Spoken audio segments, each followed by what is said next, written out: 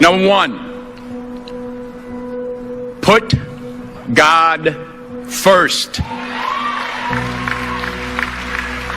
Put God first in everything you do.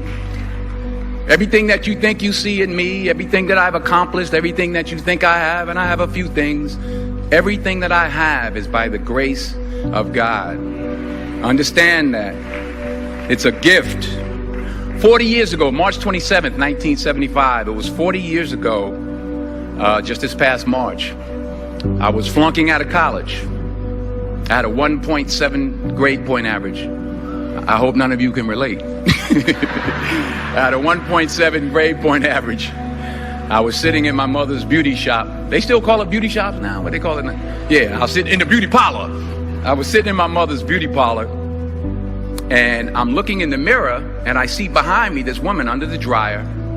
And every time she looked up, every time I looked up, she was looking at me, just looking me in the eye. And I didn't know who she was, and I said, she said, somebody give me a pen, give me a pencil, I have a prophecy. March 27, 1975, she said, boy, you are going to travel the world and speak to millions of people. Now, mind you, I flunked out of college. I'm thinking about joining the army. I didn't know what I was going to do, and she's telling me I'm going to travel the world and speak to millions of people. Well, I have traveled the world, and I have spoke to millions of people. But that's not the most important thing, the success that I had. The most important thing is that what she taught me and what she told me that day has stayed with me since. I've been protected.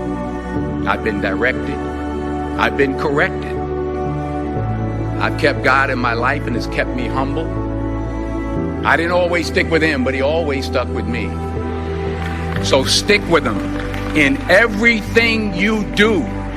If you think you want to do what you think I've done, then do what I've done and stick with God. Number two, fail big. That's right. Fail big.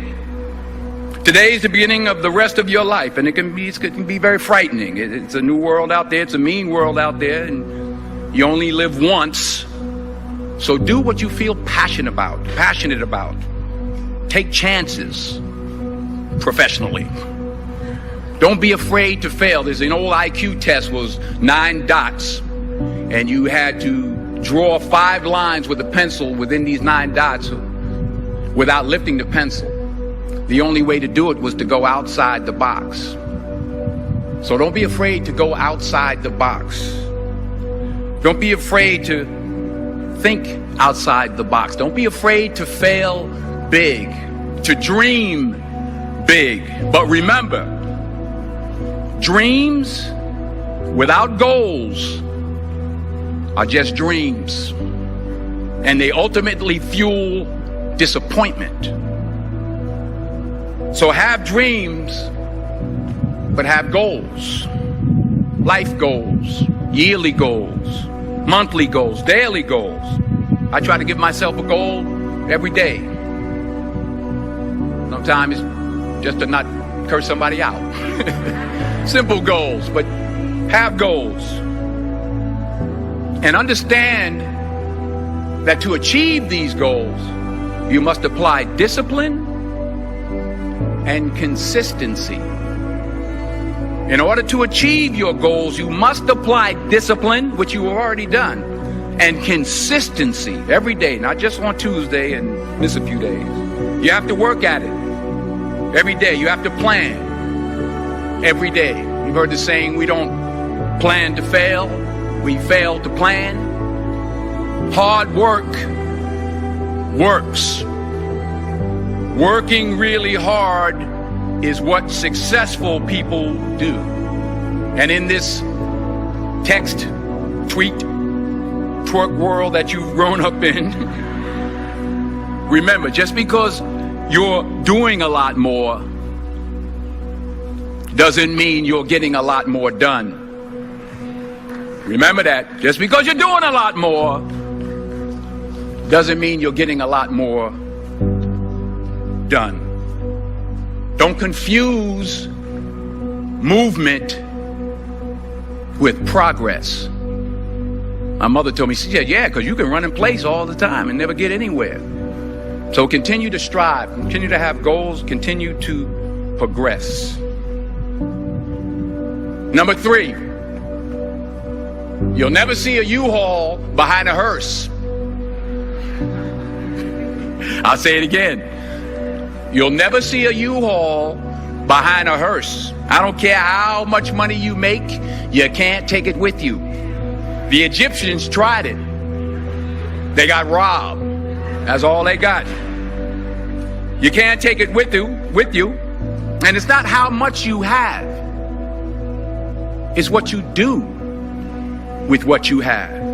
We all have different talents. Some of you will be doctors, some lawyers, some scientists, some educators, some nurses, some teachers. Yeah, okay. Some preachers. The most selfish thing you can do in this world is help someone else.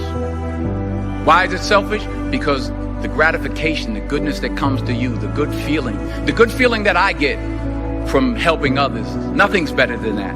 Well, one or two things, but nothing's better than that. Not jewelry, not big house I have, not the cars, but it's the joy. That's where the joy is, in helping others. That's where the success is, in helping others. Finally,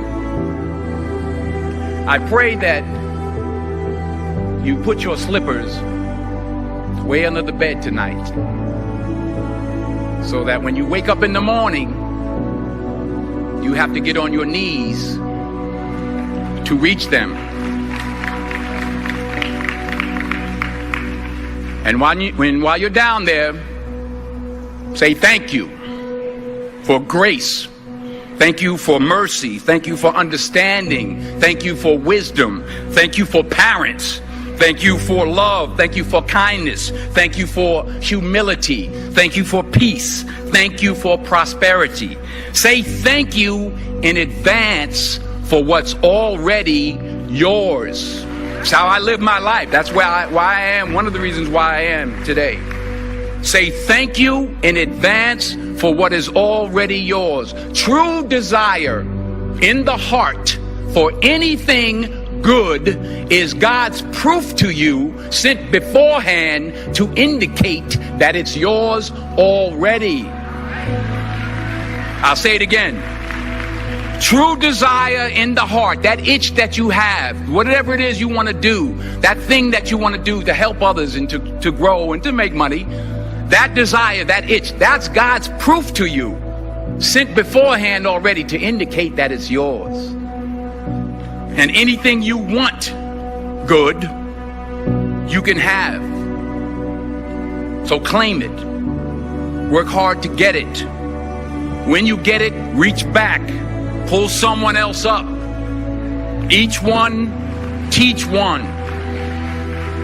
Don't just aspire to make a living. Aspire to make a difference. Without commitment, you'll never start. But more importantly, without consistency, you'll never finish. Working, keep striving, never give up, fall down 7 times, get up 8. Ease is a greater threat to progress than hardship. So, keep moving, keep growing, keep learning. See you at work.